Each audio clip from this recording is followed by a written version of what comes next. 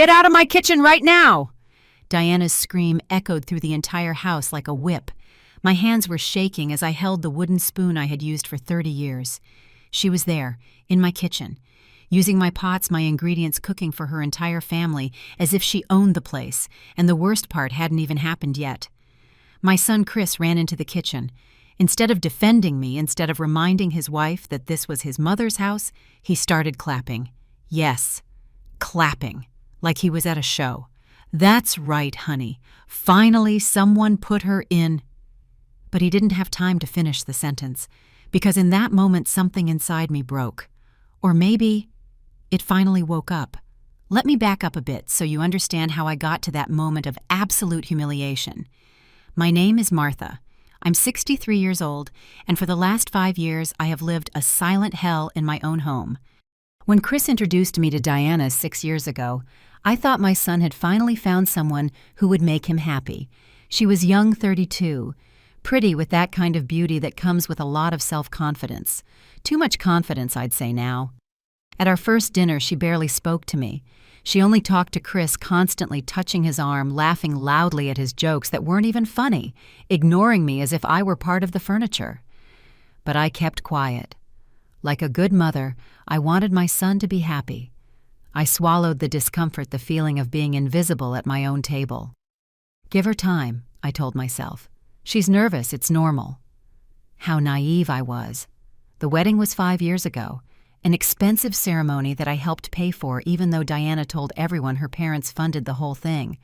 I remember at the reception, they sat me at a table in the back far from the main table next to distant cousins I didn't even know. Meanwhile, Diana shined in her ivory dress, and Chris looked at her like she was the only person in the world. I didn't exist. I cried in my hotel room that night, but I dried my tears quickly. It's their day, I repeated to myself. This isn't about you, Martha. After the wedding, they moved into a small apartment. They lasted exactly 8 months. 8 months before Chris showed up at my door with a suitcase and that awkward smile he always had when he needed something. Mom, it's temporary, he said.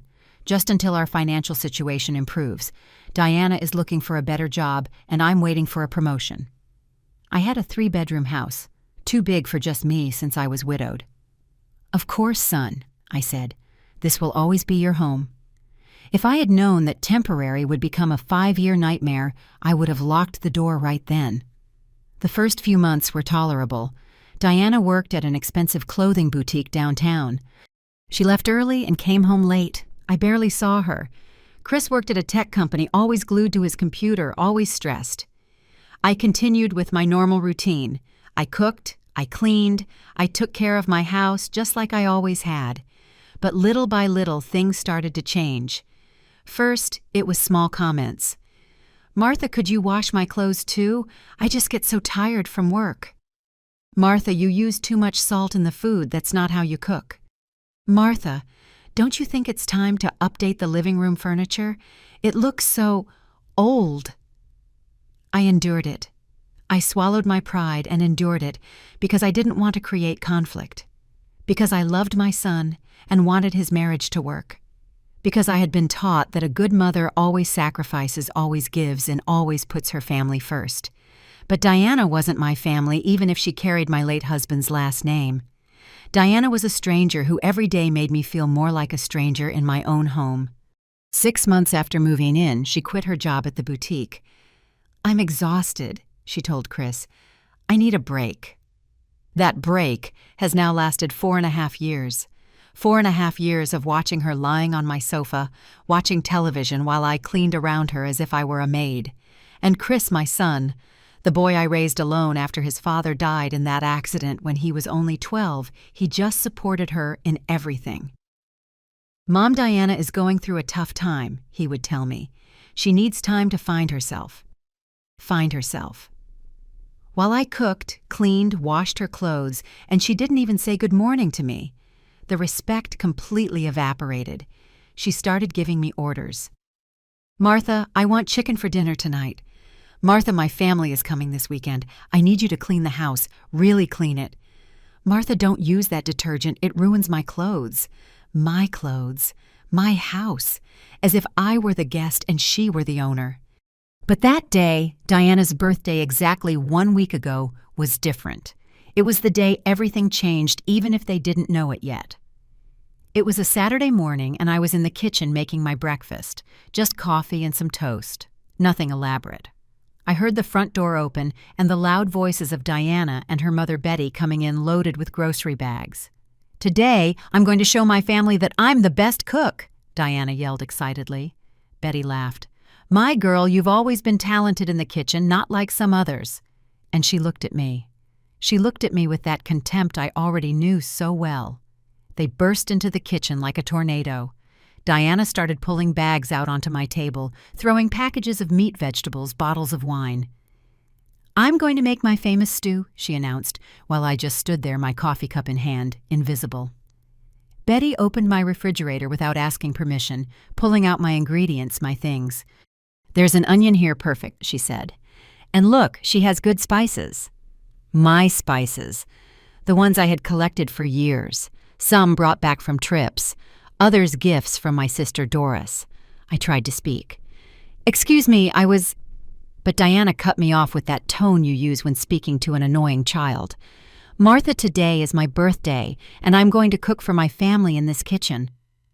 Could you do us a favor and—" She didn't finish the sentence. She just pointed to the door with her finger, like shooing a dog. Something inside me burned. 30 years.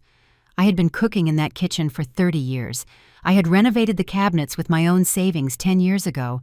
I had chosen every single one of the cream-colored tiles that decorated the walls. I had bought every pot, every pan, every knife with the money I earned from my job. But I stayed quiet, because that's what I always did. Kept quiet, swallowed my pride, smiled. "Of course," I muttered, and started walking toward the door. Then I heard Betty whisper to Diana, but just loud enough for me to hear perfectly. "You finally put her in her place. This house needed a real owner." And they laughed. Both of them laughed as I walked out of my own kitchen with my head down and my heart shattered. I sat in my room listening to the noises coming from the kitchen. The banging of my pots, the opening and closing of my cabinets, their laughter. 2 hours later, the guests started to arrive. Diana's family. Her father, Ernest, a fat, smug man who always talked about his successful used car business. Her 2 sisters, Jasmine and Iris, as arrogant as she was. Cousins, uncles, all entering my house without even greeting me. I stayed in my room like a prisoner, smelling the aroma of the stew that Diana was cooking with my ingredients in my pots in my kitchen. Then I heard footsteps coming up the stairs. It was Chris. He opened my bedroom door without knocking. "Mom? What are you doing locked up in here? Come down, it's Diana's party." I looked at him. I looked at my son, this 37-year-old man I no longer recognized. "Chris, she kicked me out of my own kitchen," I said, and my voice cracked a little. He sighed as if I were a burden, as if I were the problem. "Mom, please don't be dramatic. It's her birthday, let her enjoy it. Besides—" He stopped, but I knew what he was going to say. It was always the same. "Besides, she's stressed, she has a lot on her mind." It was always Diana's stress. It was never her lack of respect. I went down to the party because I didn't want to look like the villain. I put on a gray dress. I had saved something simple but presentable, and I went downstairs with a forced smile. The living room was full of people, my living room with my furniture, my photographs on the walls. But I was a stranger. Nobody greeted me. Nobody. I stood by the entrance like a ghost, watching everyone laugh and talk. Diana was in the center telling some story while everyone listened, captivated. Chris was next to her, his arm around her waist, looking at her with adoration. And I, his mother, was invisible. Then Diana announced that the food was ready. Everyone moved toward the dining room. I followed, hoping to find a place to sit. But when I got there, all the chairs were taken. All of them. I just stood there, feeling the blood rush to my cheeks in shame. Ernest looked at me and let out a laugh. "Looks like there's no room for you. Martha, why don't you eat in the kitchen? After all, you spend all your time there anyway." Laughter. Everyone laughed. And Chris said nothing. My son said absolutely nothing. But then something happened that changed everything. I turned to leave to hide in my room and cry in private humiliation when my phone buzzed. It was a text. I pulled it out of my dress pocket and read it quickly. It was from Henry, my accountant. "Martha, urgent. I need to talk to you about the house documents. I found something you need to know. Chris tried to refinance your property using fake documents. Call me." My blood ran cold. Did it end there, Noam? This was just the beginning. I read the message 3 times to make sure I understood. Chris, my son, had tried to refinance my house using fake documents. My house. The house I bought 25 years ago with my own money, with my own effort, sweat, and tears. The house that was in my name, and my name only because after my husband died, I learned not to depend on anyone. My hands were shaking so much I almost dropped the phone. I looked toward the dining room where everyone was still laughing and eating oblivious to the bomb that had just exploded in my hands.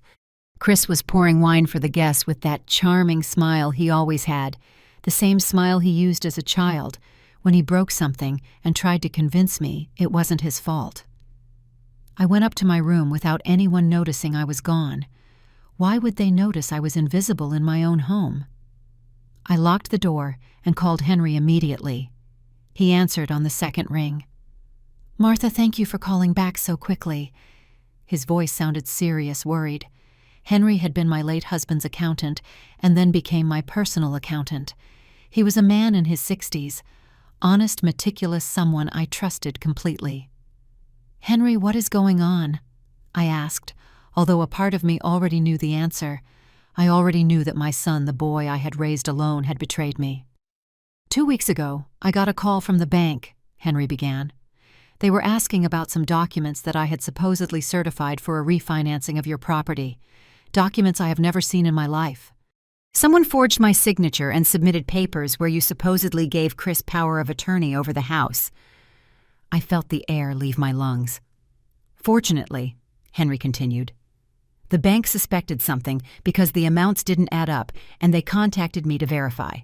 I stopped everything immediately and opened an investigation. Martha, the documents have Chris's signature all over them. He tried to put the house in his name to take out a $150,000 loan. $150,000. My house was worth about $400,000.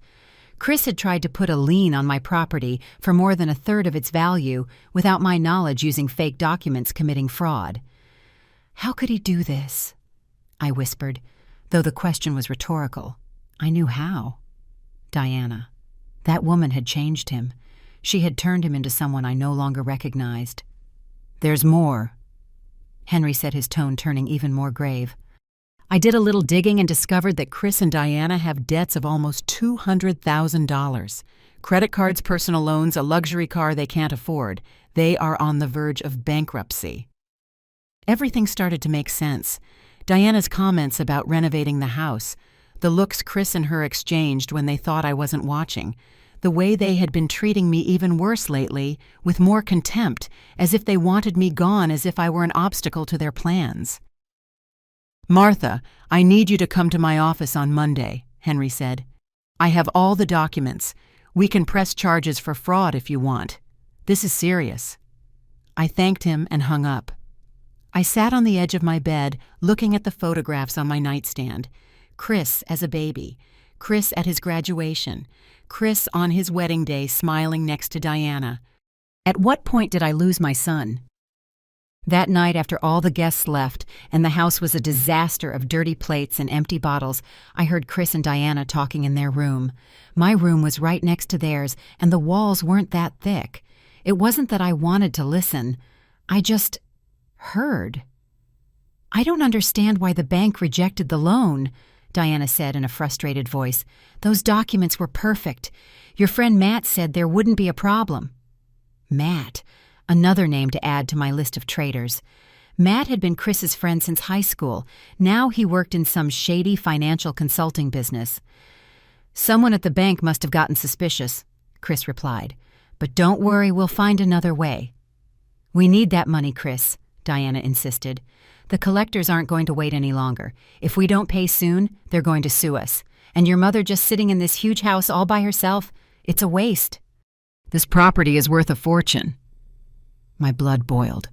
A waste. This house that I had paid for, that I had maintained, that I had filled with my family's memories. "I know my love," Chris said, and his voice had that manipulative tone that hurt me so much to hear. "I'm working on a plan. Trust me." I couldn't sleep that night. I stayed awake, staring at the ceiling, thinking about everything I had heard about the betrayal of my own son. But something strange happened in those dark, quiet hours. Instead of just feeling pain, I started to feel something else. Something I hadn't felt in a long time. Rage. But not a blind, destructive rage. It was a cold, calculated rage that made me think clearly for the first time in years. They didn't know who I really was. Chris only knew the Martha who cooked, cleaned, and sacrificed, the devoted mother who always gave in. But there was another Martha he had never met, a Martha who had quietly built something great. Sunday morning. I went downstairs early. The house was still a disaster from the party the day before, but I wasn't going to clean for the first time in 5 years. I left everything exactly as it was, the dirty dishes in the sink, the empty bottles in the living room, the crumbs on the floor. I made my coffee and sat in the living room to think. Chris came down around 11, yawning, expecting to find the house clean as always. He stopped short when he saw the mess. "Mom, aren't you going to clean this?" he asked in that tone he used when giving me orders disguised as questions. I looked him directly in the eye. "No," I said simply. "It was Diana's party. She can clean it." His expression changed. Surprise, then annoyance. "Mom, don't start with your drama. You know Diana is tired." I got up and walked to the kitchen without answering. I could feel his confused gaze on my back. That was the first of many small changes I implemented. I stopped cooking for them. I stopped washing their clothes. When Diana asked me for something, I simply told her I was busy. I didn't yell, I didn't complain, I just refused. And that unnerved them more than any confrontation. They were used to me giving in, to me obeying. My silent rebellion made them nervous. On Monday, I went to Henry's office. He showed me all the documents.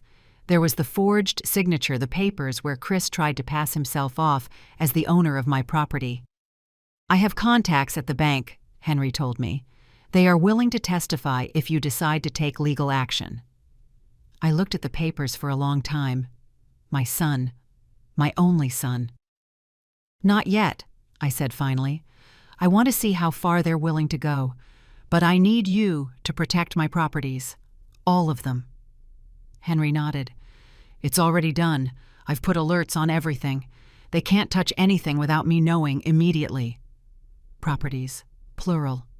Because that was something Chris and Diana never knew. For the last 30 years, while I played the role of a simple homemaker, I had built a silent empire. But that story would come later. For now, I needed to watch, wait and see just how far my son was willing to betray me for money, and for that woman who had turned him into a stranger.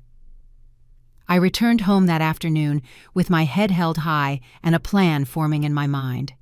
When I entered, I found Diana in the living room with her mother Betty and her sisters Jasmine and Iris. The four of them looked at me with contempt as I walked by.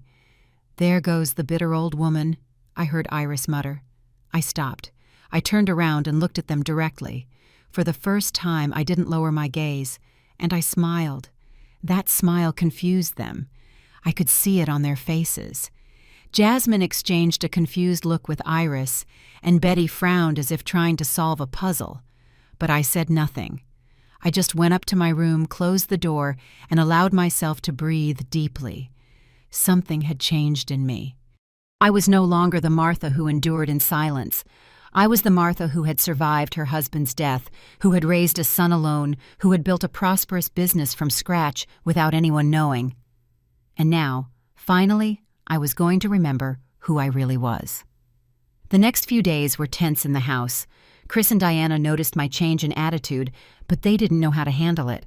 I continued to not cook for them, not clean their messes, not be their free maid.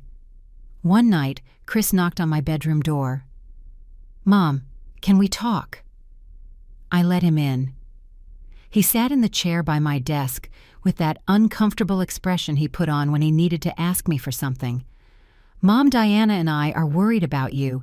You've been acting strange lately. Is everything okay?" How ironic. After 5 years of treating me like trash, now they were worried because I wasn't behaving like the doormat I always was. "Everything is perfectly fine, Chris," I answered calmly. "I'm just tired." "At my age, one needs to rest more." He seemed to relax a little. "Oh, well, that makes sense. Hey, since you mentioned that..." Here it came. I could feel it. Diana and I were thinking, "This house is very big for you alone. Maybe it would be better if..." "If what?" I interrupted, looking him directly in the eye. He swallowed. "Well, there are some very nice nursing homes, places where you could be more comfortable with people your age, with medical care available." Nursing homes. They wanted to put me in a home to keep my house. I felt my heart squeeze, but I kept my face neutral. "And who would pay for this home?" I asked. "Well, we could sell this house, and with that money..." "This house is in my name, Chris." I interrupted him again, my voice firm. "And it is not for sale." His expression changed. I saw a flash of panic in his eyes, followed by annoyance. "Mom, don't be selfish. Think about your well-being. You're getting older. This house is too much work for you." Selfish. My own son was calling me selfish for not wanting to gift him my property. "This conversation is over, Chris. You can leave." He stood up, clearly frustrated. "Someday you'll understand this is for your own good," he said before leaving and shutting the door harder than necessary. That same night, I heard their conversations through the walls again. "It didn't work," Chris was telling Diana. "She refuses to consider the idea of the home." "Then we'll have to be more creative," Diana replied. "Your mother can't stand in the way of our future. This house is our only way out." "I know, my love. Give me time. I'll convince her." I stayed up late thinking about my next move. The next day I called my sister Doris. She lived in another state, but we spoke frequently. Doris was the only person in the world who knew my whole story, all my secrets. "Martha." "What's wrong?" "You sound strange," she said as soon as she answered. I told her everything. The attempted fraud, the conversations I had overheard, the plan to put me in a home. Doris exploded. "That bastard! After everything you did for him. Martha, you have to kick him out of your house right now." "No," I said calmly. "Not yet. I need them to see who I really am, to understand the magnitude of their mistake." Doris was silent for a moment. "You're going to tell them about the restaurants." "Eventually. But first, I need them to sink a little deeper into their own lies." My sister sighed. "You're stronger than you look, Martha. You always have been. But be careful. Desperate people do terrible things." She was right, and Chris and Diana's desperation was about to get worse. 2 days later, while I was at the grocery store, I got a call from my neighbor, Mrs. Esmeralda. She was a kind, 70-year-old woman who had lived next door for decades. "Martha, forgive me for bothering you, but I saw something strange. A man in a suit was taking pictures of your house. He had a clipboard and was writing things down." I thanked her and hung up. An appraiser. They were appraising my house without my permission. My blood boiled, but I stayed calm. They were moving faster than I thought. When I got home, Chris and Diana were in the living room with a man in his 40s dressed in a charcoal-colored suit. They went quiet when they saw me walk in. "Mom, this is Mr. Matt, an old friend." Matt. The same one who had helped with the fake documents. He extended his hand with a smile that didn't reach his eyes. "A pleasure, Mrs. Martha. Chris has told me so much about you." I didn't take his hand. I stared at him until he lowered his arm awkwardly. "What are you doing in my house?" I asked directly. "Oh, I just came to visit Chris. It's been a while since we saw each other." Liar. Everyone in that room was a liar. I went up to my room without another word. From my window, I watched them leave half an hour later. Matt was patting Chris on the back, talking animatedly. That night, I went down to the kitchen for a glass of water and found papers on the dining room table. They had left them there, probably carelessly. They were documents from a real estate agency, an appraisal of my house, $410,000, and attached a draft of a sales contract. My house. They were planning to sell my house. The document was dated for the following month. They had already even chosen the day they planned to strip me of my home. I took pictures of all the papers with my phone and left them exactly where I found them. The next day, I sent them to Henry. He called me immediately. "Martha, this is evidence of conspiracy to commit fraud. With this and the previous documents, we can—" "Not yet, Henry," I interrupted. "Let them continue. I want them to feel secure to believe they are going to get away with it."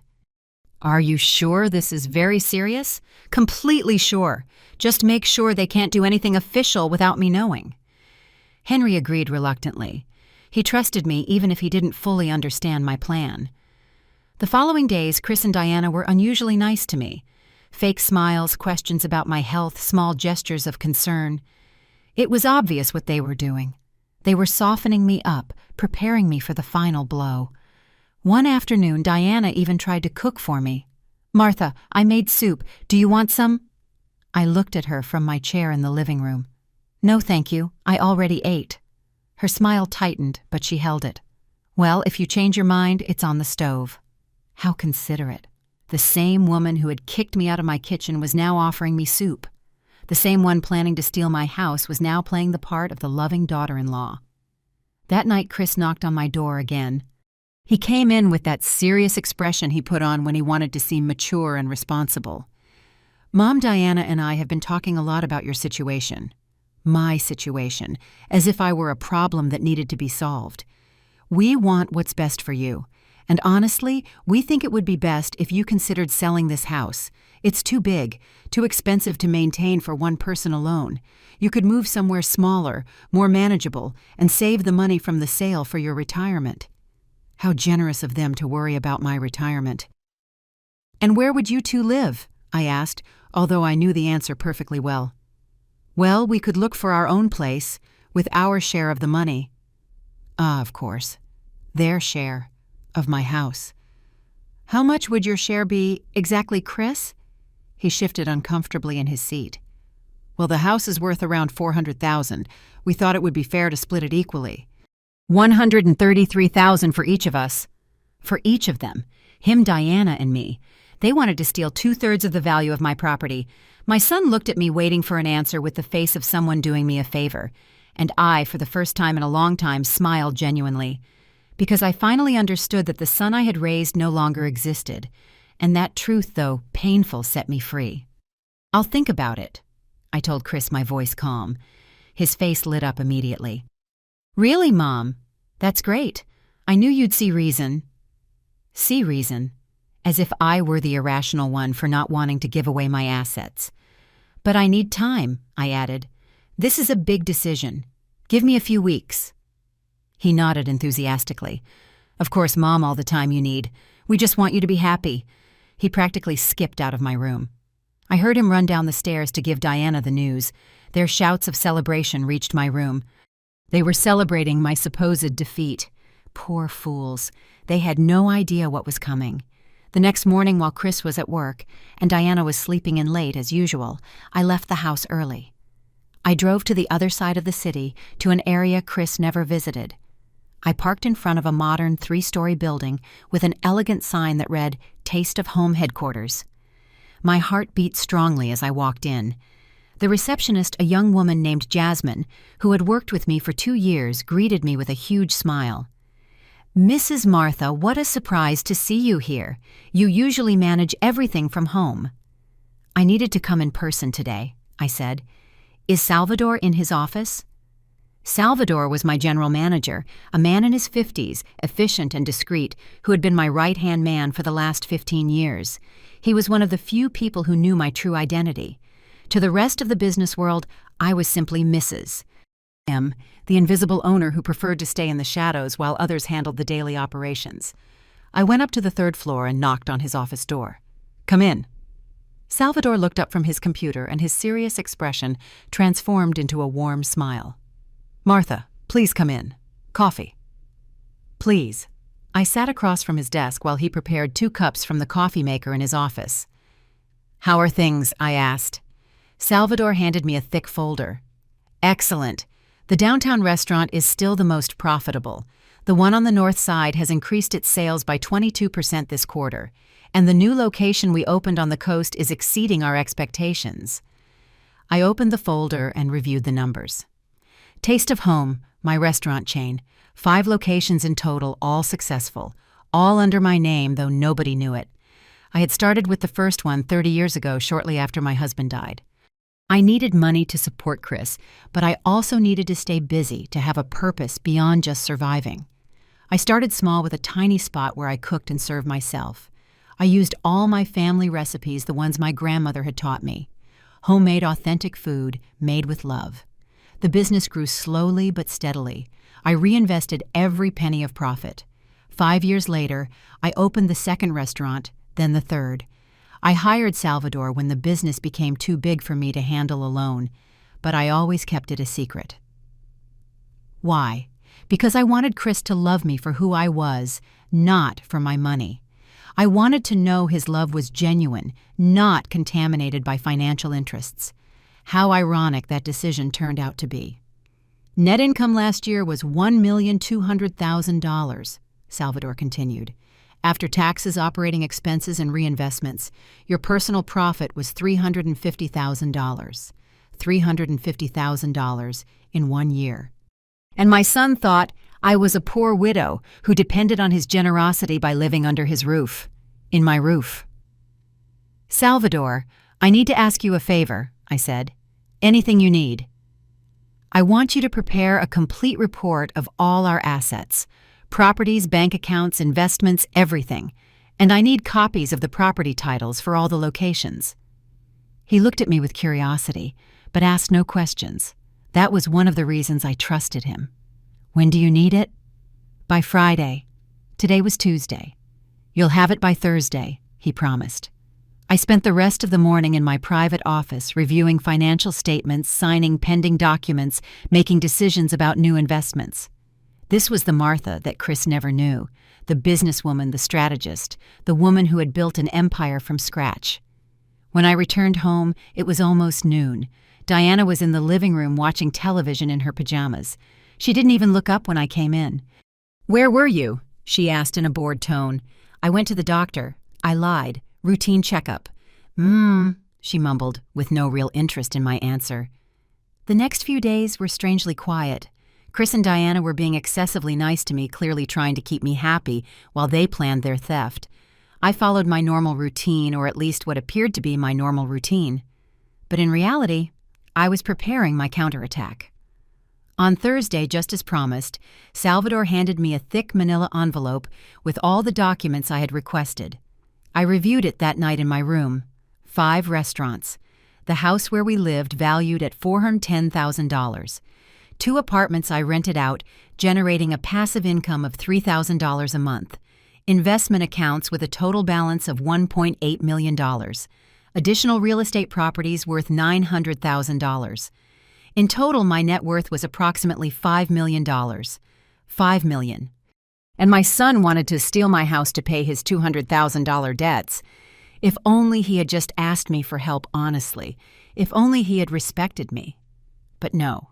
They chose the path of deceit, of betrayal, of treating me like trash. On Friday afternoon, as I was putting all the documents in my personal safe, I heard raised voices downstairs. I went down the stairs and found Diana arguing on the phone. "No, Dad, I already told you we're going to get the money soon. We just need a little more time." She paused, listening. Her face turned red with fury.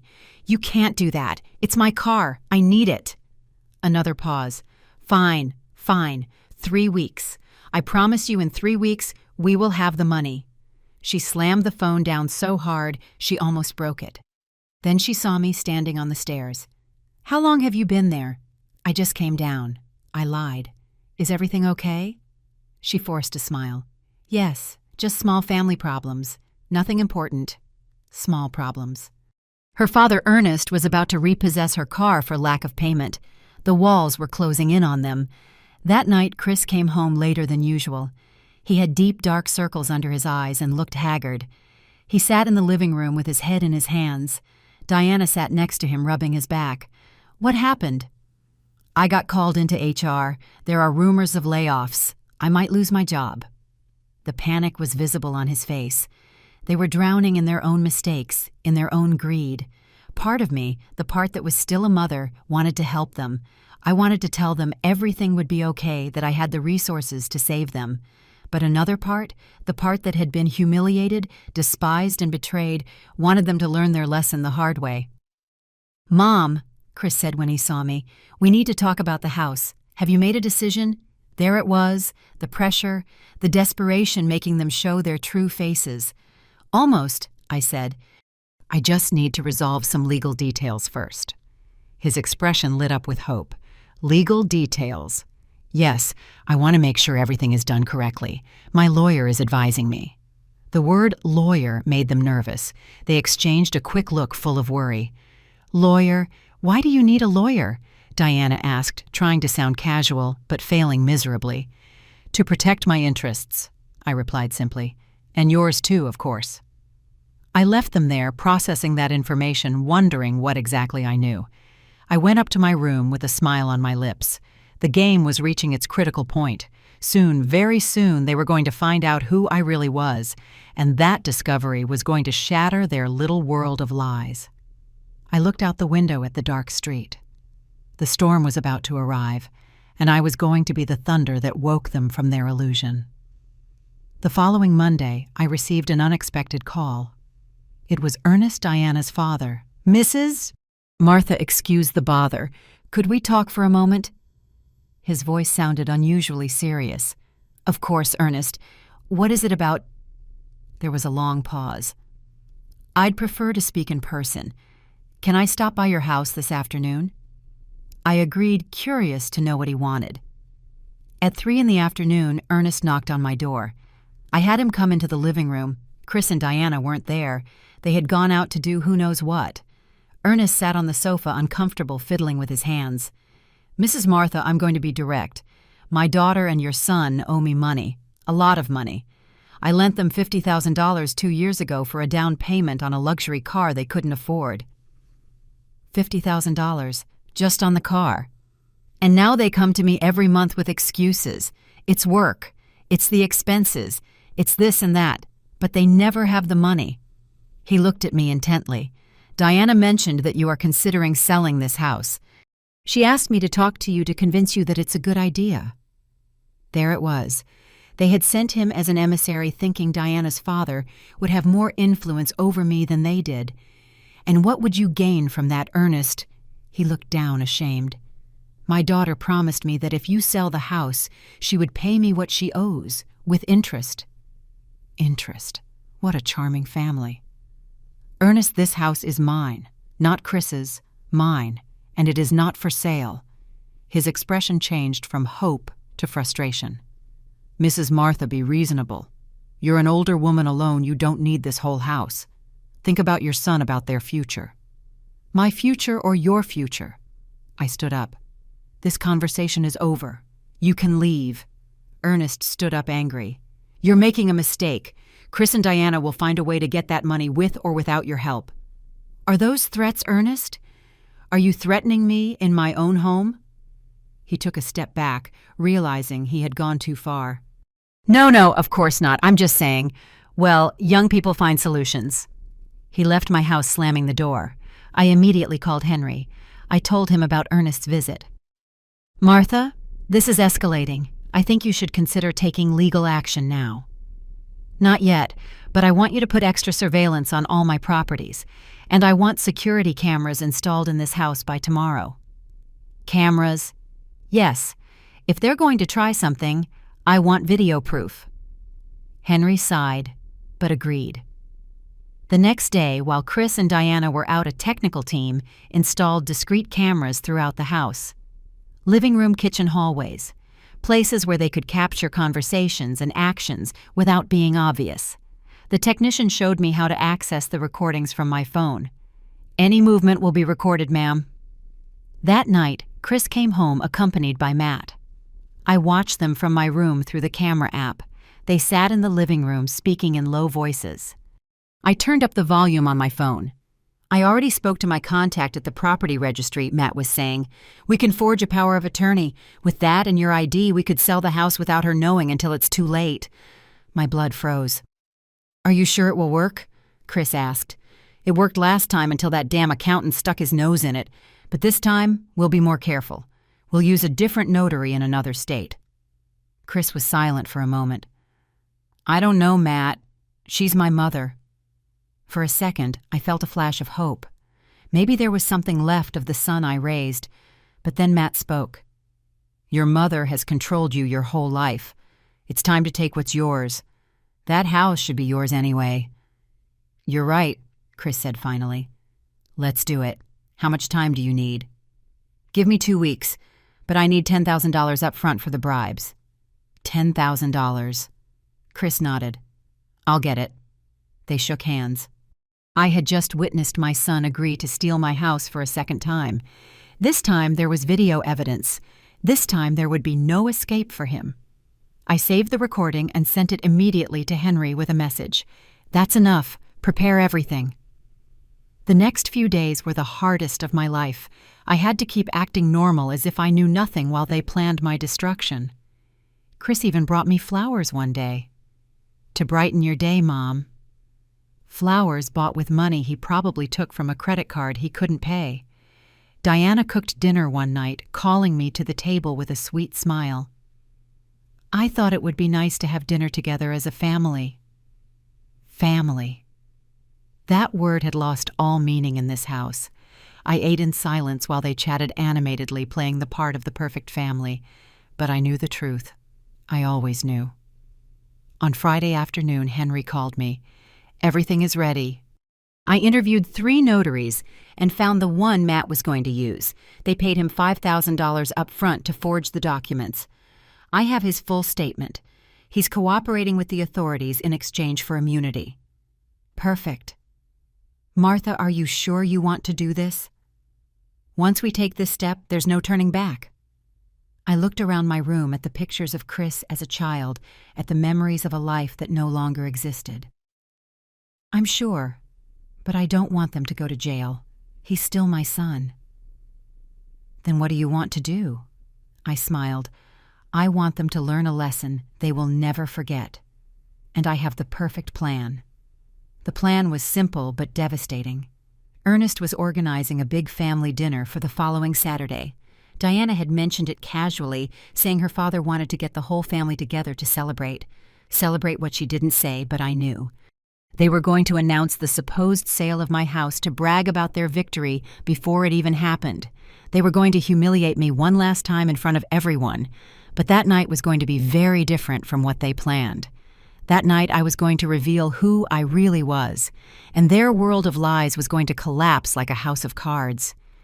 "Henry, I need you to come to that dinner," I told him, "and bring all the documents, all of them."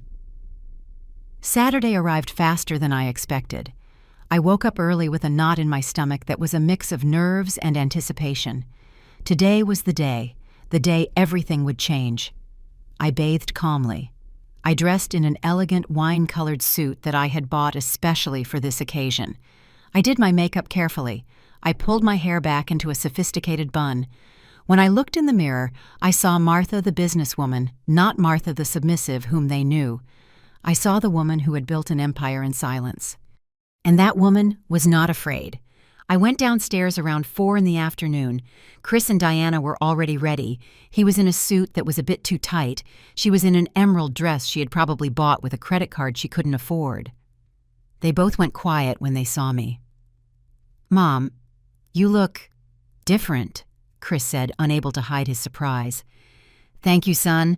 I thought a special occasion deserved dressing up a bit." Diana looked me up and down suspiciously. "Why so elegant? It's just a family dinner." "Every dinner is important when shared with loved ones," I replied with a smile that didn't reach my eyes. The car ride was tense. Chris drove while Diana checked her phone constantly. I sat in the back seat looking out the window, mentally preparing for what was coming. Ernest's house was in a pretentious neighborhood with large houses of cheap construction, all facade like its owner. When we arrived, there were several cars parked outside. The whole family was there. We entered, and the noise of conversations greeted us. Ernest was in the center of the living room, talking loudly as always, surrounded by his sons and daughters. Betty Diana's mother was in the kitchen overseeing the food. Jasmine and Iris Diana's sisters were sitting on the sofa, dressed like they were going to a gala. Nobody greeted me when I entered. A few curious glances, a couple of murmurs, but no genuine greeting. I was invisible again. Perfect. The less they noticed me, the better the surprise would be. I sat in a chair in the corner of the living room, observing. Chris and Diana immediately joined the group, laughing and talking, fitting perfectly into that superficial atmosphere. An hour later, Ernest announced that dinner was ready. We all moved to the dining room. The table was set with white tablecloths and dishes that tried to look fine, but clearly weren't. I sat at the end of the table in the corner, away from everyone. Again. Invisible. Dinner began with the usual noise of cutlery and overlapping conversations. Ernest told exaggerated stories about his business, bragging about sales that probably never happened. His children laughed at the appropriate moments, feeding his ego. Then when everyone was on their main course, Ernest stood up and tapped his glass with a knife. "Family, I want to make an important announcement." The dining room fell silent. All eyes turned to him. "As you know, my dear daughter Diana and her husband Chris have been going through some tough times financially," some murmurs of sympathy. "But I am proud to say that they have finally found a solution." He looked directly at me with a triumphant smile. "Chris has decided to sell his mother's house, a very mature and responsible decision. With that money, they can pay off their debts and start a new life." Applause. The entire family applauded, as if they had just announced something wonderful. Chris stood up, taking Diana's hand. "Thank you all for your support, and I want to especially thank my mother for being so understanding and generous." He looked at me, expecting me to say something, to nod to validate his lie, but I just looked at him in silence. The silence stretched uncomfortably. "Mom says yes," Diana intervened quickly, laughing nervously. "She's just a little emotional, right, Martha?" Everyone was looking at me now. Waiting. Slowly I stood up. "There is something you all need to know," I said, my voice clear and firm. Chris turned pale. "Mom, you don't need to—" "That house is not for sale," I interrupted, "because that house does not belong to Chris. It's mine. It's in my name. It has always been in my name." Murmurs of confusion swept the table. Ernest frowned. "Well, yes, technically it's in your name, but Chris is your son. It's practically the same thing." "No, Ernest, it's not the same thing. And there's something else that none of you know." I took out my phone and dialed Henry's number. "You can come in now." The front door opened, and Henry walked into the dining room carrying a leather briefcase. The confusion on everyone's faces was visible. "Who is this?" Ernest asked. "This is Henry, my accountant and lawyer," I replied. Henry stood next to me, opened his briefcase, and took out a thick folder. "Good evening, everyone. My name is Henry Ruiz, and I legally represent Mrs. Martha." "Lawyer? Why do you need a lawyer?"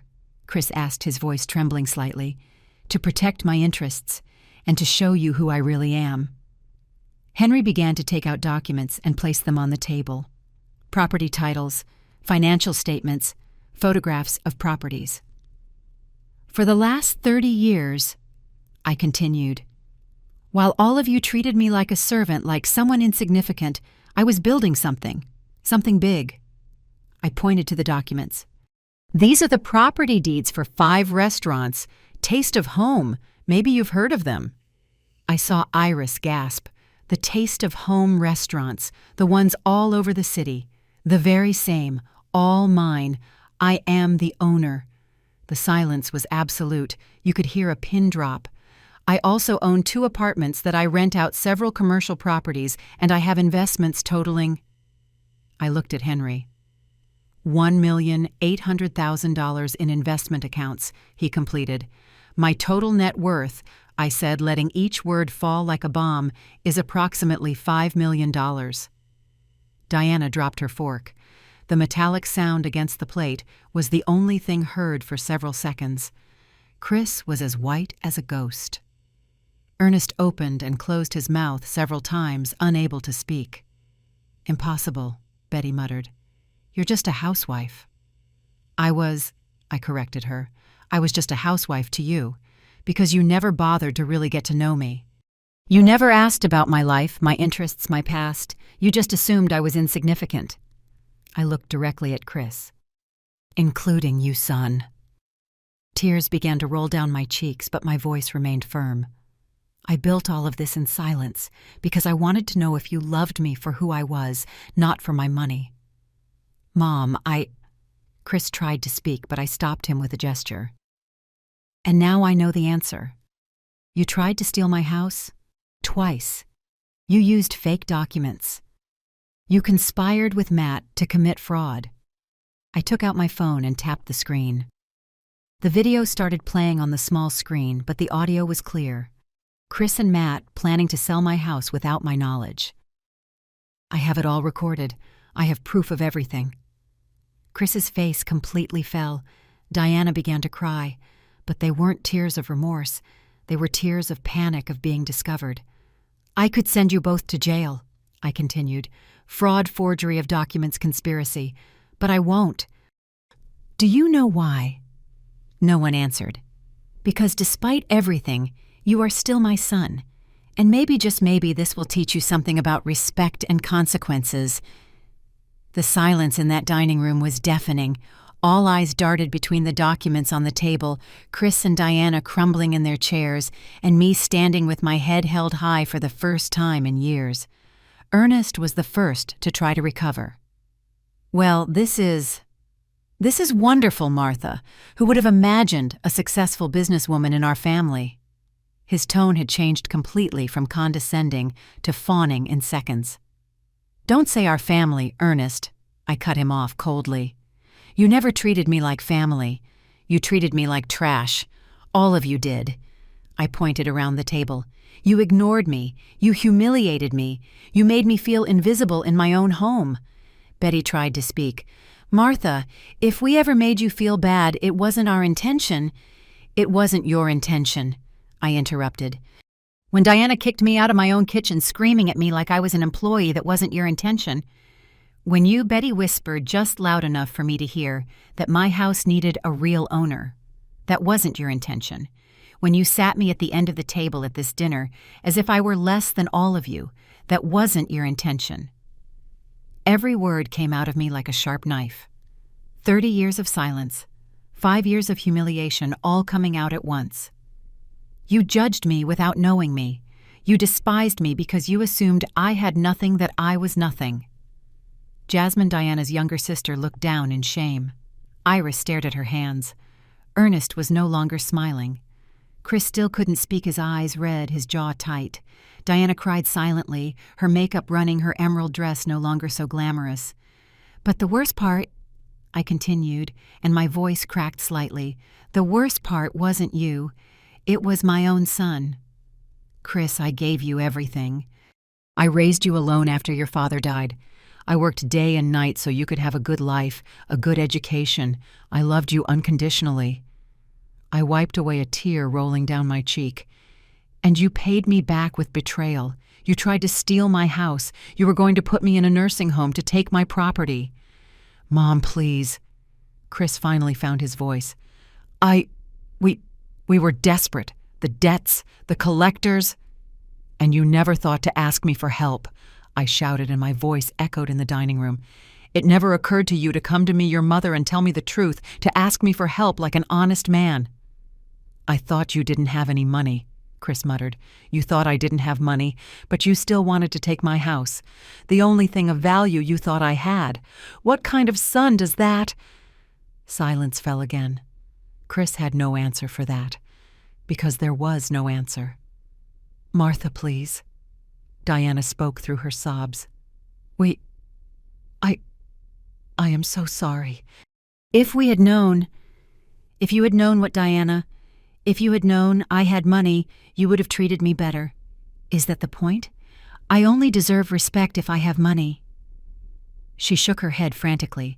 No, it's not that. It's just... What? My voice was like ice. I was jealous, she finally admitted. Jealous of your relationship with Chris. Jealous that he loved you so much. I wanted to be number one in his life, and you were in the way. There it was. The naked, ugly truth.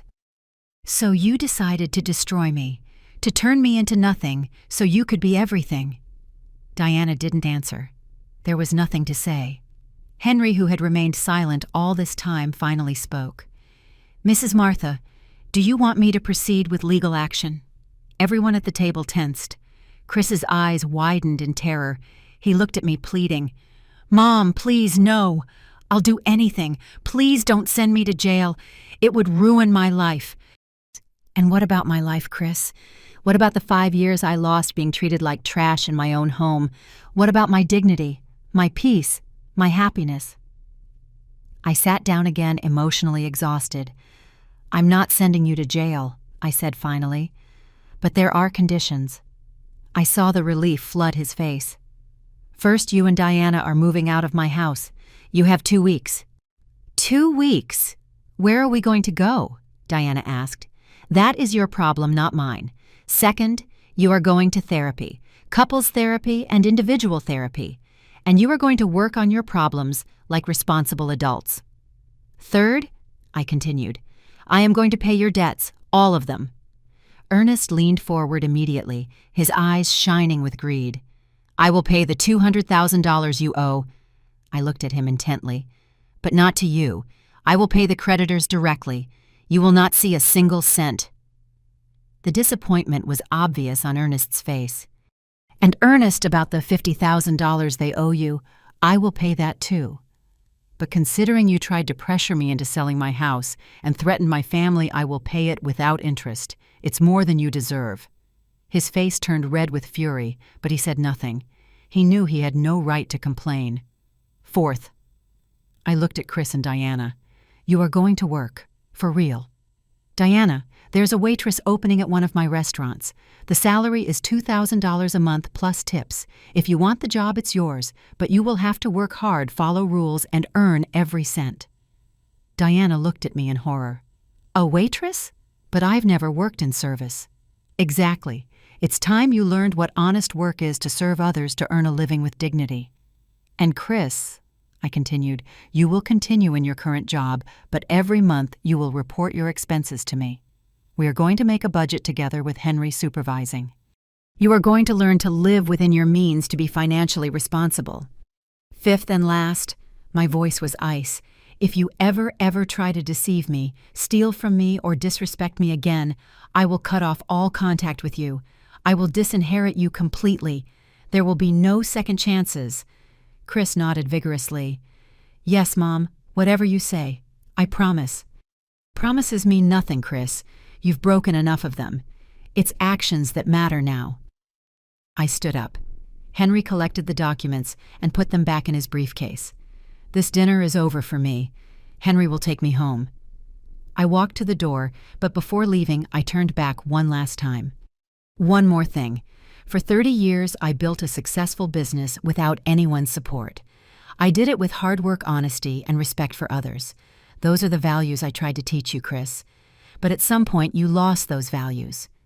You let yourself be carried away by greed, by appearances, by wanting to live a life you couldn't afford. I looked at the whole family gathered in that dining room. All of you live in big houses with bigger debts. You drive luxury cars you can't pay for. You wear expensive clothes bought with maxed-out credit cards. It's all a facade. It's all a lie. I lived in the same modest house for 25 years. I drove the same car for 15 years. I wore simple clothes, but I built real wealth, not appearances. And I did it with dignity, without stepping on anyone, without stealing, without lying. My voice broke again. I hope this lesson teaches you something.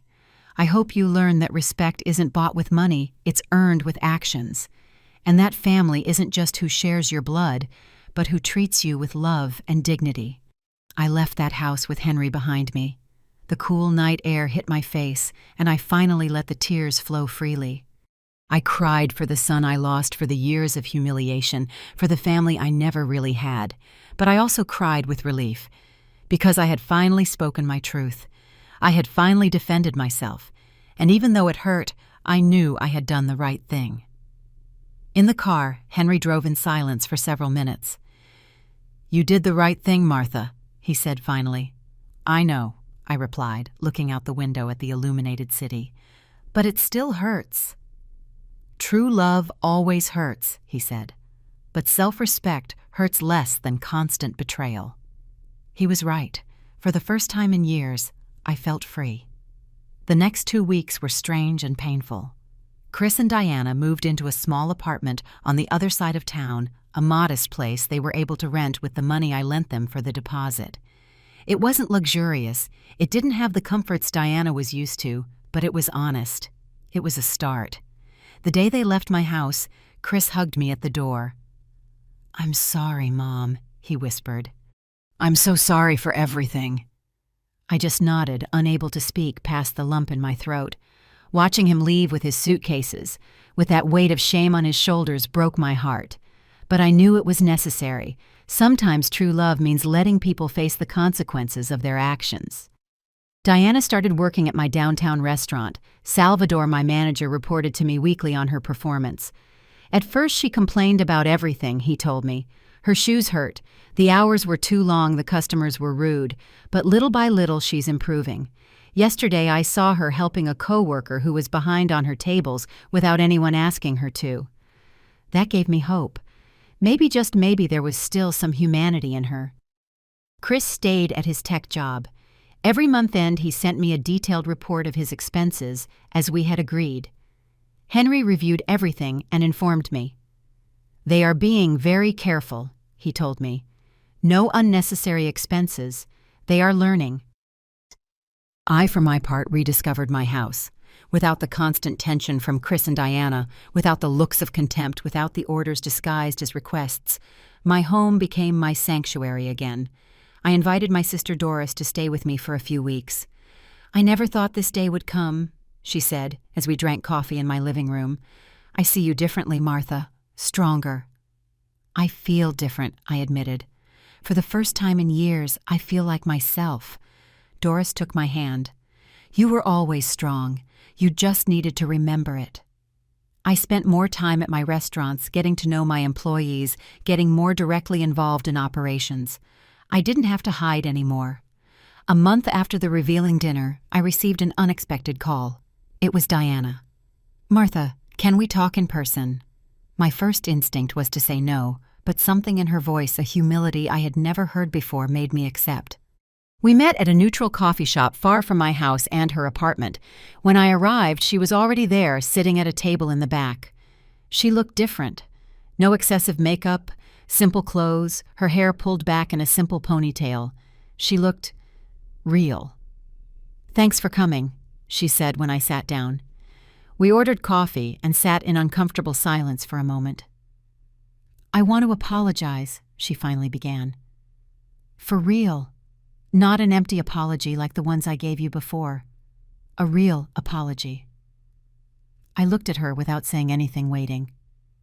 "These last few months have been the hardest of my life," she continued. "Working at the restaurant opened my eyes, seeing how other people work hard every day, how they fight to support their families with dignity. I realized how horrible I was to you." Her eyes filled with genuine tears. "You worked like that your whole life. You built an empire by being a waitress, a cook, an entrepreneur, and I treated you like trash. I treated you worse than a stranger." She took a sip of her coffee with trembling hands. "My therapist made me see that my cruelty came from my own insecurities. I come from a family where everything is about appearances," she explained. "My father always bragging about his business, even though he barely makes enough to get by. My mother spending on expensive clothes to impress the neighbors. My sisters competing over who had the most successful husband, the biggest house. I grew up believing that a person's worth was measured by what they had, not by who they were. And when I met Chris," she continued, "he was perfect on paper, good job, educated, kind. But when he mentioned his mother lived in a big house, I assumed you had money, that you were well off." She dried her tears. "When we moved in with you and I saw your simple lifestyle, your modest clothes, your old car, I was disappointed. I felt like Chris had lied to me about his family. And instead of seeing your kindness, your generosity in taking us in, I only saw what I considered poverty," she admitted with shame. "And I blamed you. I blamed you for not being the rich mother-in-law I expected, for not giving us the luxurious life I thought I deserved. I listened to her in silence, processing every word. Now I understand how foolish I was, she said. How cruel, how unfair. You gave us a home when we needed it. You fed us, you took care of us, and I paid you back with contempt. Why are you telling me all this now? I finally asked. Because I want you to know that I'm changing, for real. Not because of the conditions you set, but because I finally see who you are. And I'm ashamed I didn't see it sooner. We drank our coffee in silence for a moment. Diana, I said finally, I appreciate your honesty, but apologies are just the beginning. Real change is proven over time with consistent actions. I know, she nodded, and I'm going to prove it to you. I'm not asking you to forgive me now. I just wanted you to know that I'm sorry, and that I'm going to be better. We said goodbye at the coffee shop door. There were no hugs, no exaggerated promises, just a silent understanding that maybe with a lot of time and effort, we could build something new, something based on mutual respect instead of lies and appearances. I drove home with mixed feelings. Part of me wanted to believe that Diana had really changed. Another part remained cautious, protecting my heart from more disappointment. That night, as I prepared for bed in my quiet but peaceful house, I reflected on everything that had happened. I had lost the illusion of the perfect family I always wanted, but I had gained something more valuable, my dignity, my voice, my power. I was no longer the invisible Martha who endured in silence. I was the Martha who had built an empire, the Martha who defended herself, the Martha who knew her worth. And that Martha was stronger than ever. I looked at the photographs on my nightstand. Chris as a child, smiling without malice, without the corruption that would come later. I touched the photo tenderly. I still love you, son, I whispered.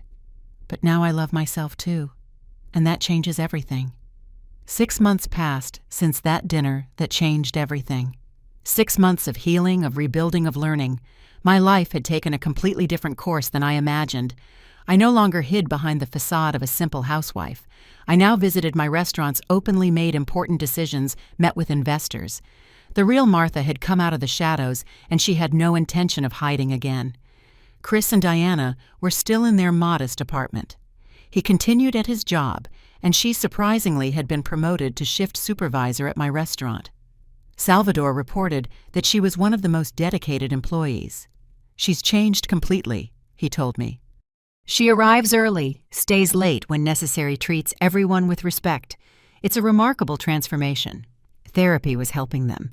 Chris called me every week, not to ask for money or favors, but just to talk.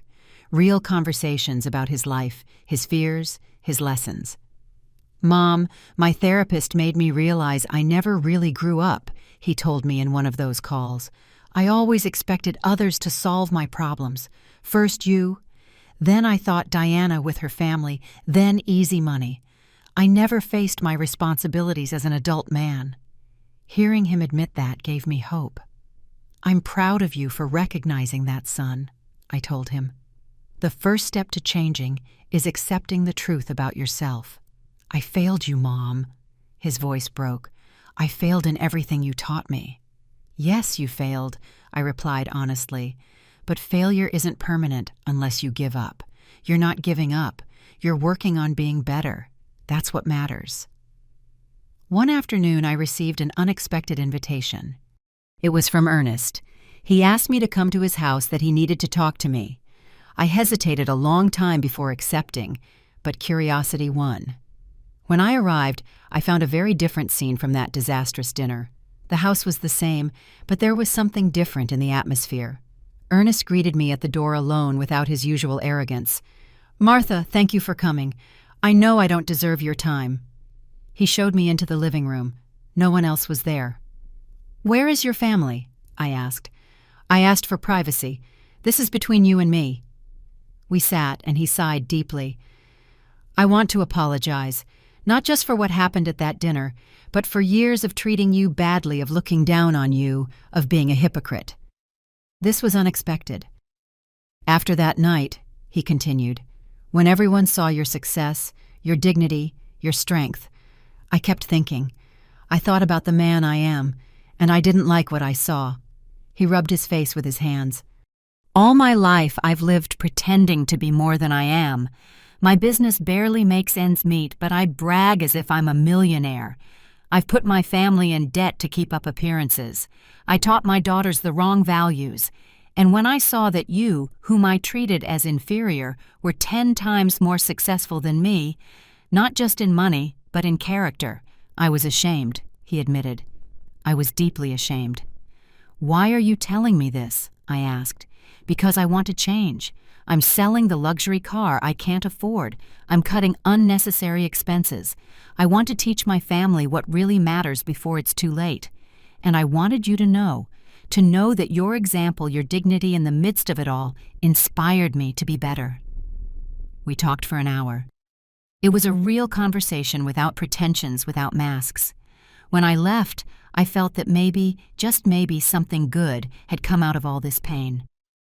My 64th birthday arrived without me expecting it. I hadn't made special plans. I thought I'd spend it quietly at home. But in the mid-afternoon, the doorbell rang. I opened the door, and there were Chris and Diana holding a pink box. "Happy birthday, Mom," Chris said with a shy smile. I let them in, confused but curious. "We made this for you," Diana said, opening the box. It was a homemade cake, clearly made with effort, though not perfect. "We made it ourselves." "Well, Diana did. I helped a little, but almost ruined it." Chris laughed nervously. It was a simple cake, decorated clumsily but with obvious love. "We know it doesn't make up for anything," Diana said, "but we wanted to show you that we're trying, that we're learning." We ate cake together in my living room.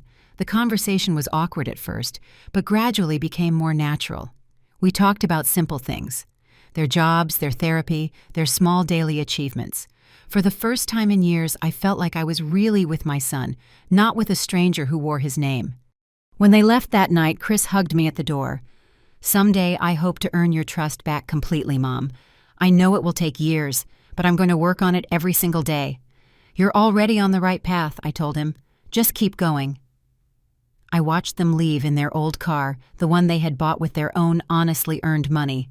It was no longer the luxury car they couldn't afford. It was a modest car, but it was theirs, a symbol of their new life. That night alone in my house, I reflected on the whole journey. I had lost the illusion of the perfect family, but I had gained something more real. I had learned that true love sometimes means setting hard boundaries. That respect isn't begged for, it's demanded. That your worth doesn't depend on how others treat you, but on how you treat yourself. I thought about all the women who, like me, endure in silence, who let themselves be stepped on to keep the peace, who hide who they really are for fear of rejection. And I wanted to tell them that there is another way, a path where you can be strong and loving at the same time, where you can forgive without forgetting, where you can give second chances without being naive. My story didn't have the fairy tale ending I expected when I was young. Chris didn't turn out to be the perfect son. Diana wasn't the loving daughter-in-law. Her family didn't welcome me with open arms. But I found something better than a fairy tale. I found my own voice. I found my own power. I found my own peace. And I discovered that sometimes the best gift you can give someone isn't solving their problems, but allowing them to face the consequences of their actions and grow through them. I looked out the window at my garden softly lit by the moonlight. This was my home, my sanctuary, my kingdom built with work, dignity, and self-respect. And no one ever again would take it from me, because now I knew my value. And that knowledge was more powerful than any wealth, stronger than any betrayal, more durable than any pain. I am Martha. I am 64 years old. I built an empire in silence. I survived the betrayal of my own son. I rose up stronger than I ever was. And this is my story. The story of a woman who refused to remain invisible, who refused to be less than she was, who chose her dignity over the comfort of illusion. And if my story can inspire even one person to defend their worth, to set boundaries, to not allow others to make them feel small, then every moment of pain will have been worth it. Because in the end, the most important thing isn't how others treat you. It's how you treat yourself. And I finally learned to treat myself with the respect and love I always deserved.